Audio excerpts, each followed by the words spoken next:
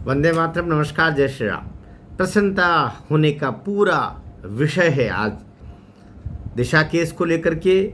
दिशा सालियान के पिताजी की जो शिकायत, कंप्लेंट, पिटिशन, उसको लेकर के हाई कोर्ट, सामान्य कोर्ट नहीं, हाई कोर्ट, और वो भी मुंबई हाई कोर्ट, लगातार 2.5 घंटे और उससे पहले आधा घंटे, 3 घंटे, यूँ कह लीजिएगा पूरा दिन दिशा सालियान केस को आज दे दिया माननीय उच्च न्यायालय मुंबई ने। कितना कितना चीज़ें और सब रिकॉर्ड पर लिया गया। अब इससे बड़ी बात और क्या हो सकती है?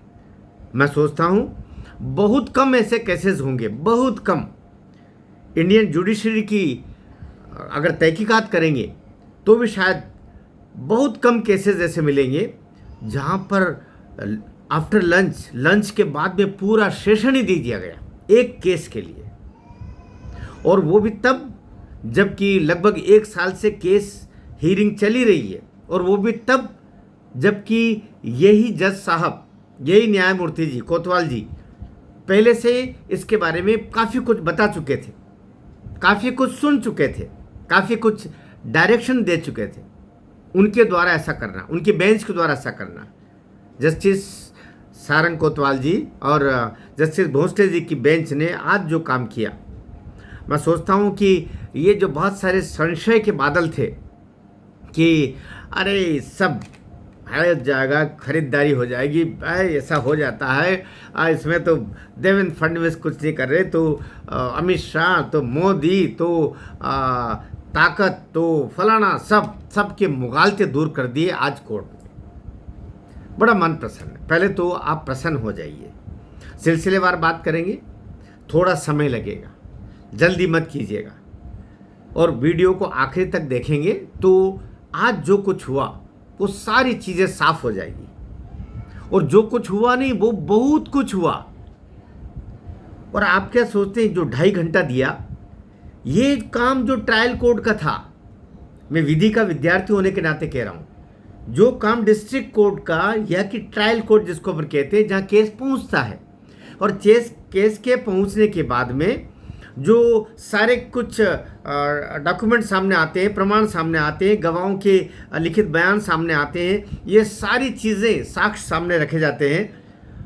ये सब कुछ जब सामने आता है और जो जेरा करता है या जेरा सुनता है जज, ट्रायल कोर्ट का जज, ये CJM भी हो सकता है, डिस्ट्रिक्ट जज भी हो सकते हैं, कोई भी जज हो सकता है। तो ट्रायल कोर्ट का जो काम था, विवेचना करने वाला आरंभिक कोर्ट जो काम करता है, वो काम आज मुंबई हाई कोर्ट ने किया है। पहले तो ये नोट कीजिए। इसलिए लोग सोच सकते हो इतना समय ये इसलिए दिया क्योंकि ट्रायल कोर्ट से वो केस हाई कोर्ट में नहीं गया, वो केस सीधा हाई कोर्ट में गया। इसलिए बीच में एक जगह कोतवाल साहब कहते भी सही, जब FIR वाली बात आई तो बोले इसके लिए आवेदन क्या ट्रायल कोर्ट में किया गया? FIR वाली बात पर अगर ऐसा कर सकते तो फिर तत्काल नीलेश ओझा जी ने जो बात रखी है, लाजवाब बात, उन्होंने कहा कि हम FIR के लिए नहीं आए, हम CBI इंक्वायरी के लिए आए हैं, और CBI इंक्वायरी के आदेश माननीय उच्च न्यायालय देता है, इसलिए आपके पास सीधे आए हैं। कितनी बड़ी बात! अरे FIR तो थी ही नहीं। अभी जो राम मंदिर में जो घपलेबाजी की, उसके लिए पहले SIT का गठन हुआ, सारी इंक्वायरीज हो गई, उसके बाद में FIR के आदेश दिए गए। तो FIR क्या, FIR होना भाई, FIR होने के बाद में विवेचना करके पुलिस किसके पास रखता है? कोर्ट के पास ही तो रखता है। जब कोर्ट के पास सब चीज़ें खुद ही आ रही है और खुद ही सारे जो 5 साल के जो पाप है पुलिस के, वो सामने रखे जा रहे हैं, वही सारी FIR, वही सारी पोस्टमार्टम रिपोर्ट, यही चीज़ें तो सामने आती है, वही तो पुलिस लेके आती है। FIR का मतलब क्या है? पुलिस सारी जांच वाँच कर कुरा करके और कोर्ट के सामने रखे। अरे कोर्ट यहाँ तो सीधा हाई कोर्ट के पास रखी जा रही। तो FIR का रोना, मैं शुरू से भी बोलता रहा हूँ इस बात के लिए कि FIR का रोना पीटना हमको करना की ज़रूरत ही नहीं है। FIR का आदेश नहीं हुआ, FIR का आदेश नहीं हुआ, तो एक तो दिमाग से निकाल दीजिए कि एफआईआर के बिना भी सब कुछ हो जाए, क्योंकि एफआईआर जितना कुछ पहले विवेचना हुई वो सब कुछ सामने रख दिया। एक बड़ा इंटरेस्टिंग मोमेंट भी इसमें आया, उसके बारे में भी बात करना चाहूँ, उसके बाद में मैं अगली बात करूँगा। जब आप कह रहे हैं एफआईआर, पुलिस ने जो विवेचना की, उसको जो सूचना प्राप्त हुई, अज्ञात स्रोत से उसको प्राप्त हुआ, विवेचना की कि 8 जून को रात्रि में इसी तरीके से एक घटना घटित हुई और एक वो जो है लड़की इस तरीके से वहाँ पर उसका हुआ और उसको फिर बाद में हॉस्पिटल लेके गए, फिर उसका जो कुछ हुआ और पोस्टमार्टम ये सब अगले दिन 9 जून की बात। तो जज साहब ने, और ये जज साहब ने फाइंड आउट किया, ये पोस्टमार्टम रिपोर्ट और ये बयान की सारी कॉपीज नीलेश ओझा जी के पास में भी है। वो तो सब हमें भी प्राप्त है ना, तो वो तो पब्लिक डोमेन में, लेकिन ये जज साहब ने पकड़ा है। तो आप देखिएगा कि जज साहब की दृष्टि कितनी तीक्ष्णता से इसकी विवेचना करके पहुंची है। इस समय जो जस्टिस कोतवाल जी है, उन्होंने कहा कि सरकारी वकील से कि ये बताइए कि ये कितनी बजे आपने ये रिपोर्ट लिखी। तो बोले हमने ये रिपोर्ट लिखी है 9 जून को दोपहर 3:07 पर 3:07 पर। ठीक है, आपने उनको खबर कब की? माता पिता को खबर की? बोले हाँ, माता पिता को खबर कर दी थी हमने, 3 बजे खबर कर दी। ठीक है साहब, माता पिता कब आए? बोले आपने लिखा इसमें कब आए, ये समय आपने दिया हुआ है। हाँ, बोले माता पिता जी 4 बजे आए। बोले ये भी आपने लिखा हुआ है कि 3 बजे सूचना की, 4 बजे आए, है ना। और आपने इसमें जो ये रिपोर्ट अंतोगत्वा कंप्लीट करके और नीचे जो आपके सब जो फाइनल टाइमिंग डाला है रिपोर्टिंग का, वो 3:09 डाला। ठीक है, और आपने कहा कि उसके पिताजी आए 4 बजे, और ये भी लिखा कि उन्होंने कहा कि इसी तरीके से हमको कोई संदेह नहीं है और हमें कोई शिकायत नहीं है और इसने ऐसा ये दुर्घटना का केस है। इस तरीके से आपने उनसे बयान लिए, जबकि ऐसे बयान लिखित में है नहीं। और ये आपने जो लिखा, वो जो लिखा हुआ जो टाइमिंग है और आपका खुद ही इसमें कॉन्ट्रडिक्ट हो रहा है। आप 3:09 पर फाइनल करके और आपके हस्ताक्षर हो रहे हैं, जबकि आप खुद कह रहे हैं कि 4 बजे वो आए थे।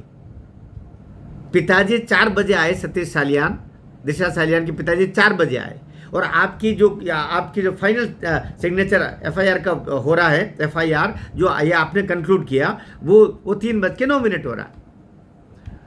तो एक तो सीधा ब्लंडर तो यही दिखाई दे रहा है, ये झूठ का पुलिंदा ऐसे ही दिखाई दे रहा है। जबकि ये ओझा जी को दृष्टि में नहीं आया था, और उनको देखा होगा, लेकिन जज की जब पार की निगाह होती है, क्योंकि जज भी तो आखिर एडवोकेट ही होता है, और बहुत सारे एडवोकेसी से निकल के तो वो हाई कोर्ट का जज बनता है।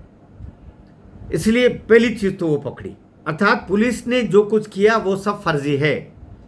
हाई कोर्ट के जज के द्वारा एक टिप्पणी तो यही कोष्ठक में आ गई कि the thing which is mentioned in this police record that is false. ये फॉर्जरी किया, पुलिस ने पूरी फॉर्जरी किया। एक और चीज जगह पकड़ा कि, और ये कोर्ट ने पकड़ा, आखिर 3 घंटे तक क्या हुआ होगा वहां पर? क्या कुछ नहीं हुआ होगा। मैं कह रहा हूं ना, ट्रायल कोर्ट जो 5-5, 7-7, 10-10 मिनट, 5-5, 7-7, 10-10 मिनट, ऐसे 10, 15, 20, 25 तारीखों में 4, 6, 10 साल में जो करता है ट्रायल कोर्ट, वो आज अकेले हाई कोर्ट की बेंच ने, डबल बेंच ने 3 घंटे में किया। और ये न्यायपालिका के इतिहास में इस केस का को मेंशन किया जाएगा। ये बहुत बड़ी बात हुई है। तो ये जो हुआ वहाँ पर होने के बाद में एक जगह और मेंशन किया उन्होंने, पोस्टमार्टम रिपोर्ट को लेकर के। तो हमारी जो पहले दोनों जो भारती जी थी और देश पांडे जी थी, दोनों देवियाँ जज मूर्तियाँ, उन्होंने भी इसको मेंशन किया था पोस्टमार्टम रिपोर्ट के फर्जीवाड़े को लेके। यहाँ एक चीज़ और अभी मेंशन की गई है कि आपने कहा है कि उसके दिशा सालियान के पोस्टमार्टम रिपोर्ट में दांत टूटे हुए, दांत टूट गए थे, दांत टूट गए थे। बोले दांत टूट गए थे, ये आप मेंशन कर रहे हो, लेकिन जो चित्र बता रहा है वो तो उसके चेहरे को इंटैक्ट वैसा वैसा बता रहा। दांत टूटेंगे तो जरा होंठ वोंठ ये भी तो कुछ टूटना भांगा कुछ होना चाहिए था ना, खून खच्चर कुछ तो होता। दांत ही दांत टूटे अंदर से, अर्थात अंदाज मार सब। तो ये चीज को भी मेंशन कोर्ट ने किया। दो चीजें हुई, ये दो चीजें बड़ी हुई।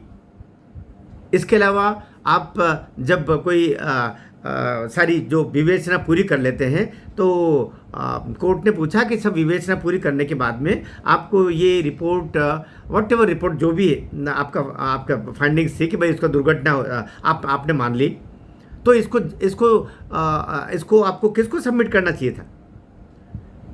बोले हमने एसीपी साहब को सबमिट कर दी।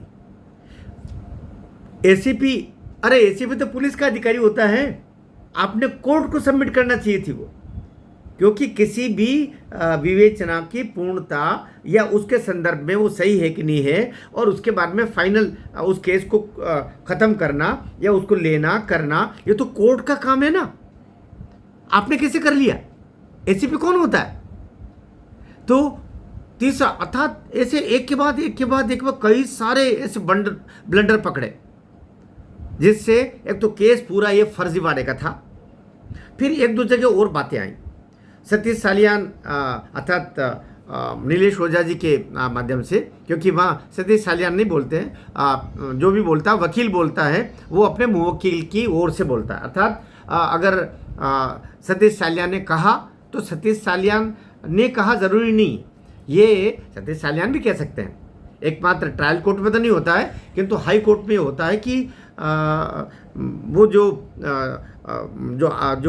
जो शिकायत करता है वो अपनी पिटिशन खुद भी रख सकता है। सुप्रीम कोर्ट में वैसा होता है।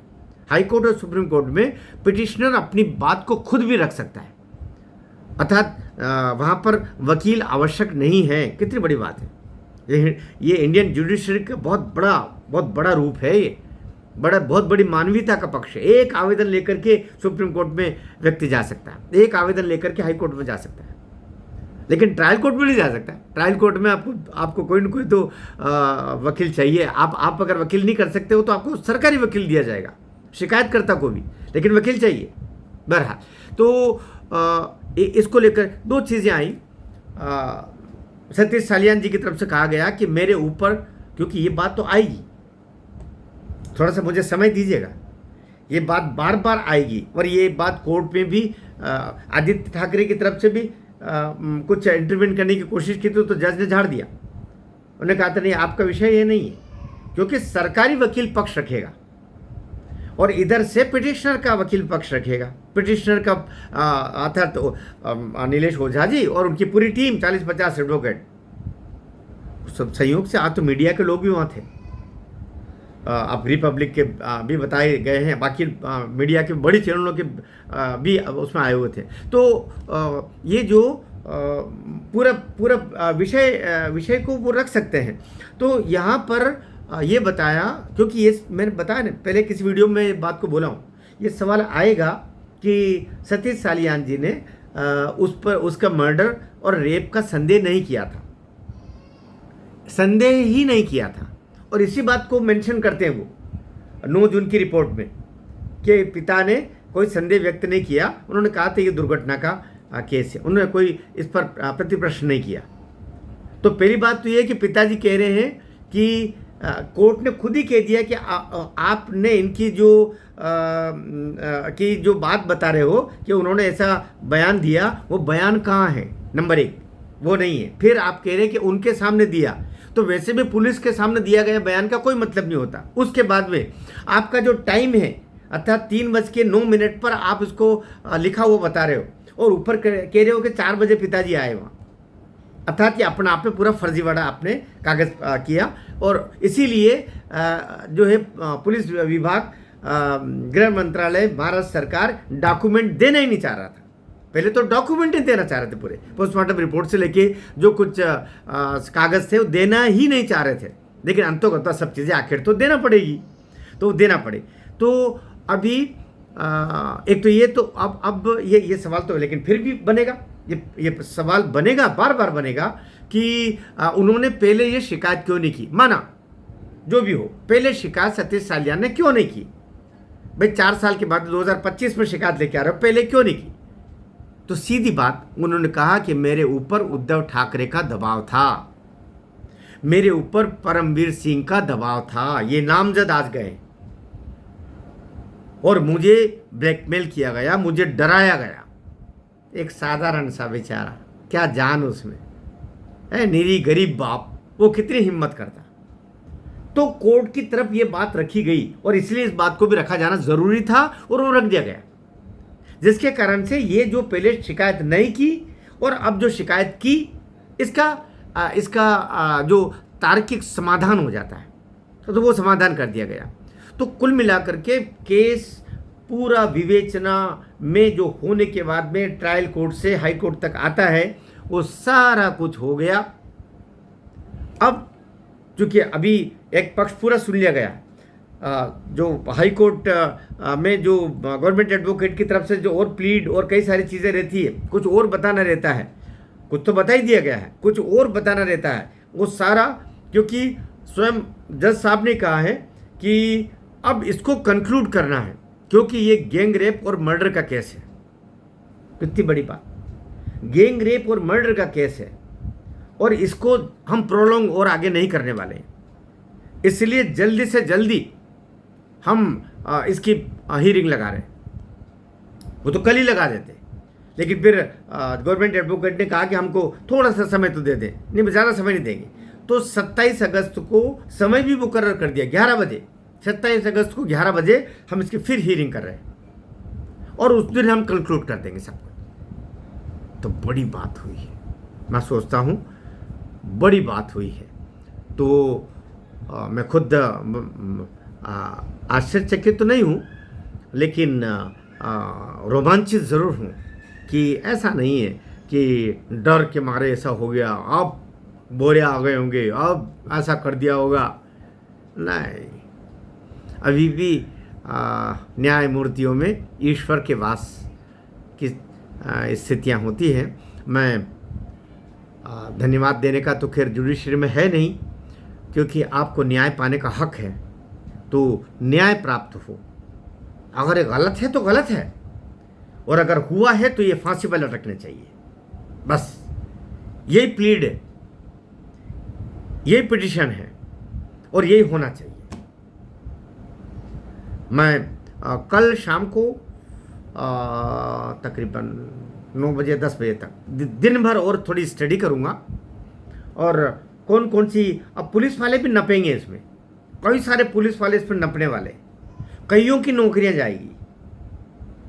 और ये जो उद्धव ठाकरे का इनका है ना, किसी पर दबाव लगना, ये जो अंदर अभी भी है पुलिस वाला, इसमें वो वाजे का भी नाम, जो जिसको रीस्टेट किया था वापस, उसका उल्लेख भी आया।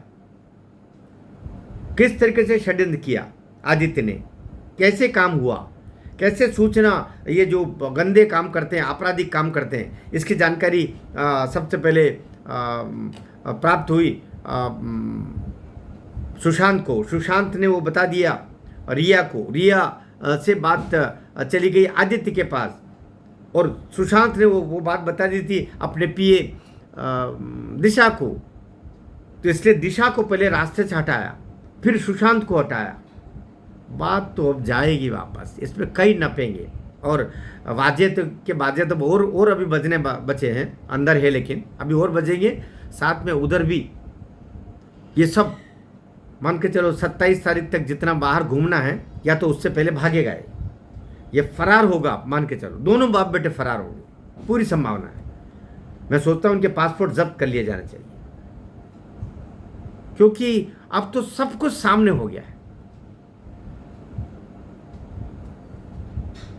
साथ दीजिएगा, हमसे गलतियां होगी, उम्रगत गलतियां भी होती है, बोलने में गलतियां होती हैं, प्रस्तुतिकरण में गलतियां होती है, लेकिन आप क्षमा करेंगे। हम काम तो कर रहे हैं, हम उन मरे हुए से ज़्यादा अच्छे हैं जो सब कुछ जानते हुए भी नहीं बोल रहे हैं। भारत माता की जय।